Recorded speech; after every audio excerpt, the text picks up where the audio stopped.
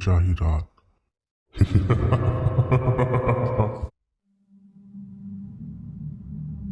ये कहानी मैंने अपने गांव के ही एक बुजुर्ग से सुनी थी जो कभी कोलकाता में काम करते थे। एक बार की बात है, कुछ अंग्रेज शिकारी भारत के एक घने जंगल में शिकार करने आए थे।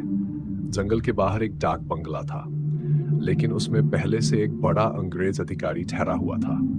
इसलिए बाकियों को जंगल के बीच बने एक पुराने सुनसान डाक बंगले में रुकना पड़ा। उस डाक बंगले का रखवाला अपनी बीबी और 14 साल की एकमात्र बेटी के साथ रहता था। सादा लोग, सीधी जिंदगी। शाम को जब अंग्रेज शिकारी लौटे तो नहा धोकर पीने बैठ गए और फिर इतनी पी ली कि होश ही खो बैठे। नशे में धुत बहक गए। पहले उस रखवाले को गोली मारी, फिर उसकी बीबी और उसकी बच्ची को नोच डाला, फाड़ दिया और गोलियों से भूनकर तीनों की लाशें डाक बंगले के पीछे दफना दी। ये बात वहीं दब गई। कोई शोर नहीं, किसी को पता नहीं। कुछ दिन बाद कैलाश नाम का नया सेवक रख लिया गया। रात जब सब कुछ शुरू हुआ, एक रात कैलाश गेट बंद कर सो रहा था। तभी अचानक उसकी नींद खुली क्योंकि दरवाजे पर कोई रो रहा था। कैलाश ने एक हाथ में लाठी, दूसरे में चिराग उठाया और दरवाजे पर जाकर पुकारा, कौन है? इतनी रात गए, कौन रो रहा है? उसने देखा एक किशोरी दरवाजे पर बैठी रो रही है। कैलाश उसके पास गया, सिर पर हाथ रखा और बोला, बेटी रो मत, अंदर चल। अंदर आने पर उसने पूछा, कौन हो? इतनी रात को जंगल में अकेली क्यों? और ये सुनते ही वह किशोरी फफक फफक कर रो पड़ी। लंबे समय तक तेज आंसू बहाती रही। थोड़ी देर बाद धीरे से बोली, वह उसी पुराने सेवक की बेटी है।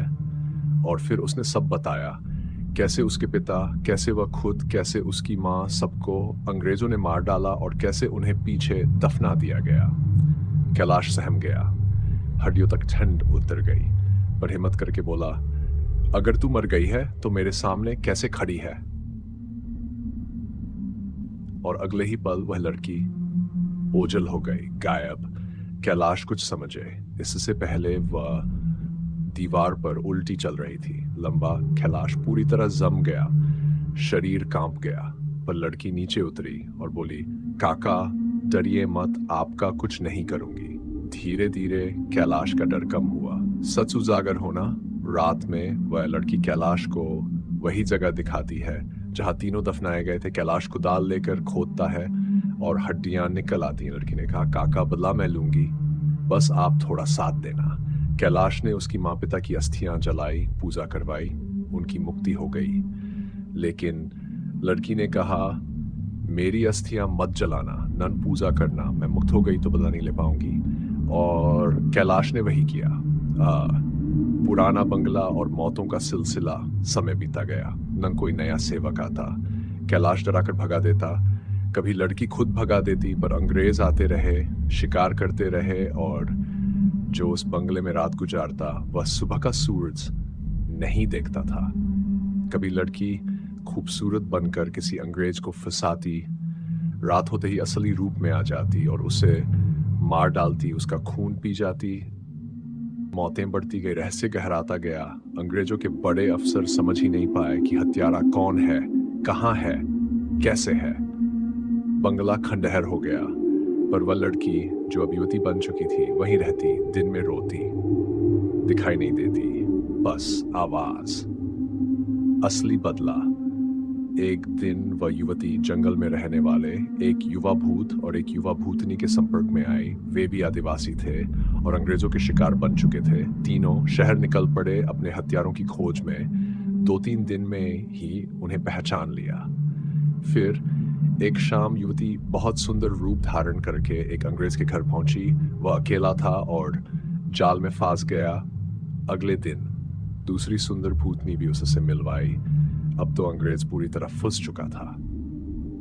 अंतिम रात, सुबह सुबह अंग्रेज शिकारी अपने दोस्तों के साथ जंगल निकले। दिन भर शिकार, मस्ती और शाम बोले वापस चलते हैं। युवती मुस्कुराई, ना आज रात यहीं रहेंगे। धीमी मुस्कान का एहसास वह उन्हें एक मड़ी तक ले गई जो भीतर से महल जैसी सजाई गई थी। रात होते ही पार्टी शुरू और फिर सारी रोशनी अंधेरा और अचानक दोनों भूतनियां डरावने रूप में बदल गई। लंबे नाखून, बड़ी जीभ, भयानक चेहरा।